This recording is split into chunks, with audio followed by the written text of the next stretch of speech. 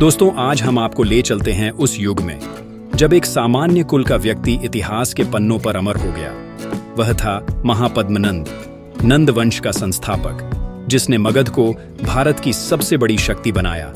एक ऐसा राजा जिसे कुछ लोग प्रथम महान शासक कहते हैं तो कुछ निर्मम योद्धा। इस वीडियो में हम महापद्मनंद के जीवन, उनके युद्धों, साम्राज्य विस्तार और उस युग के सामाजिक धार्मिक परिदृश्य को जानेंगे। तो तैयार हो जाइए इस ऐतिहासिक गाथा के लिए। साथियों, यह कहानी शुरू होती है लगभग 4वीं शताब्दी ईसा पूर्व में, जब मगध का हर्यंक वंश अपने अंत की ओर था। महापद्मनंद का जन्म एक साधारण कुल में हुआ था। बौद्ध और जैन ग्रंथों में उन्हें नाई या नाई ठाकुर कुल का बताया जाता है, जबकि पुराणों में उन्हें शूद्र वंश का कहा गया। उनके पिता कुछ स्रोतों के अनुसार एक नाई थे और उनकी माता एक शूद्र परिवार से थी। लेकिन कहा गया है ना कि प्रतिभा किसी की मोहताज नहीं होती। यह बात महापद्मनंद के लिए सही है। वह एक कुशल योद्धा और रणनीतिकार थे। हर्यंक वंश के अंतिम शासक नागदासक, जो कमजोर और अक्षम थे, को हटाकर महापद्मनंद ने सत्ता हथिया ली। उन्होंने मगध में महान नंद वंश की नींव रखी और पाटलिपुत्र को अपनी राजधानी बनाया। इतिहासकार रामशरण शर्मा अपनी पुस्तक हिस्ट्री ऑफ एंशिएंट इंडिया में लिखते हैं कि महापद्मनंद का सत्ता में आना सामाजिक गतिशीलता का प्रतीक था। इसका अर्थ है कि उस समय व्यक्ति अपनी प्रतिभा से किसी भी पद पर पहुंच सकता था, जबकि आगे चलकर यह संभव नहीं था कि निम्न कुल का व्यक्ति शासक बन सके। महापद्मनंद को इतिहास में एक छत्र सम्राट के रूप में जाना जाता है, जिसका अर्थ है वह राजा जो कई राज्यों को एक छत्र के नीचे लाया। उन्होंने मगध को एक विशाल साम्राज्य में बदल दिया। पुराणों में महापद्मनंद को सर्वक्षत्रांतक, यानी सभी क्षत्रियों का नाश करने वाला कहा गया है। इसी प्रकार भगवान परशुराम के बारे में कहा गया है कि उन्होंने समस्त क्षत्रियों का नाश किया। महापद्मनंद ने इक्ष्वाकु, पांचाल, काशी, हैहय, कलिंग, अश्मक, कुरु, मिथिला और शूरसेन जैसे शक्तिशाली क्षत्रिय वंशों को पराजित किया।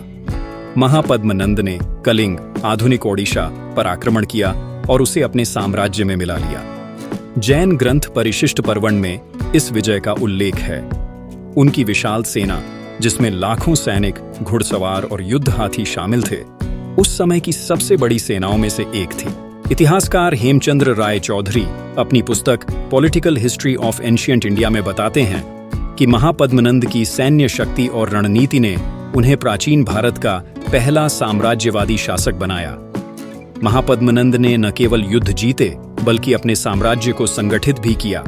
उन्होंने कर प्रणाली को मजबूत किया और व्यापार को बढ़ावा दिया। महापद्मनंद ने पाटलिपुत्र को न केवल मगध की राजधानी बनाया, बल्कि इसे प्राचीन भारत का सबसे समृद्ध और शक्तिशाली शहर बनाया।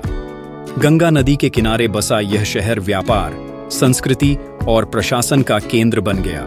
उन्होंने किलों का निर्माण करवाया और एक केंद्रीकृत प्रशासनिक व्यवस्था स्थापित की। उनकी नीतियों ने मगध को आर्थिक रूप से सुदृढ़ किया, जिससे बाद में मौर्य साम्राज्य की नींव तैयार हुई और वे लंबे समय तक शासन कर सके। इतिहासकार डी कौसाम्बी अपनी पुस्तक an introduction to the study of Indian history में लिखते हैं कि महापद्मनंद का शासनकाल भारत में शहरीकरण और केंद्रीकृत अर्थव्यवस्था की शुरुआत का प्रतीक था। महापद्मनंद का युग धार्मिक और सांस्कृतिक दृष्टि से भी महत्वपूर्ण था। वह बौद्ध और जैन धर्मों के समकालीन थे। हालांकि स्रोतों में उनके धार्मिक झुकाव के बारे में स्पष्ट जानकारी नहीं है, लेकिन कुछ जैन ग्रंथ जैसे उववई सूत्र उनके जैन धर्म के प्रति समर्थन का उल्लेख करते हैं। महापद्मनंद के समय बौद्ध धर्म का प्रसार हो रहा था।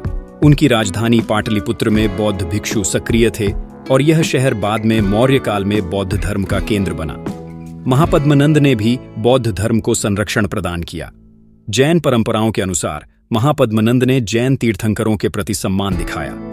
उनकी नीतियों ने धार्मिक सहिष्णुता को बढ़ावा दिया। इतिहासकार ए.एल. बाशम अपनी पुस्तक the wonder that was India में लिखते हैं कि महापद्मनंद का शासनकाल धार्मिक सहिष्णुता और सांस्कृतिक विकास का युग था। महापद्मनंद को इतिहास में दोहरी छवि के साथ देखा जाता है।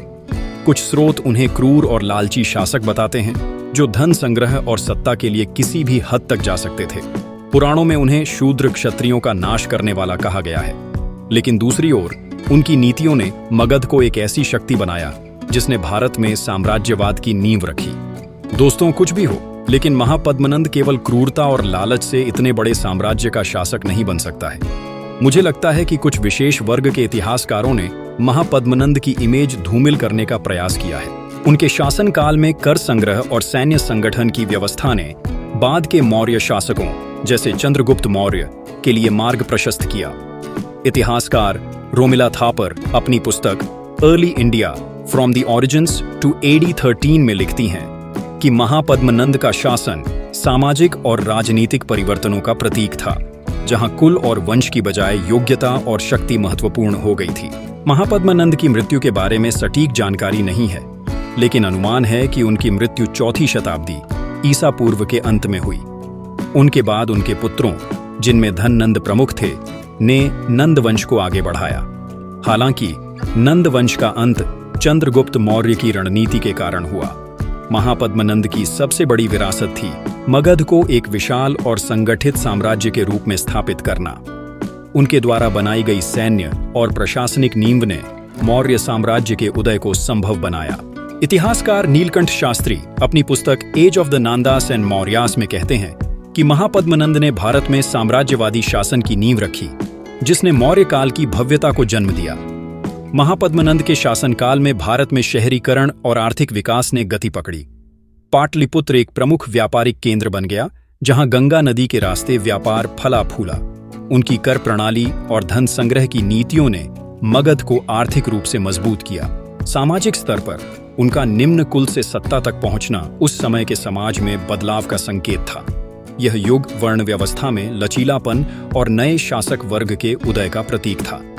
इतिहासकार राधाकुमुद मुखर्जी अपनी पुस्तक द हिस्ट्री ऑफ इंडिया में लिखते हैं कि महापद्मनंद का शासनकाल आर्थिक और सामाजिक परिवर्तनों का एक महत्वपूर्ण दौर था। तो दोस्तों, यह थी महापद्मनंद की कहानी, एक ऐसी गाथा जिसमें एक निम्न कुल का व्यक्ति भारत का सबसे शक्तिशाली सम्राट बना। वह एक योद्धा थे जिन्होंने युद्धों से साम्राज्य बनाया और एक प्रशासक जिन्होंने मगध को संगठित किया। उनकी कहानी हमें सिखाती है कि महत्वाकांक्षा और मेहनत किसी भी बाधा को पार कर सकती है। साथियों, महापद्मनंद का शासन मगध राज्य का स्वर्णिम अतीत है, लेकिन इतिहासकारों ने इसे वह स्थान नहीं दिया जो इसे मिलना चाहिए। इसका कारण महापद्मनंद का शूद्र होना हो सकता है।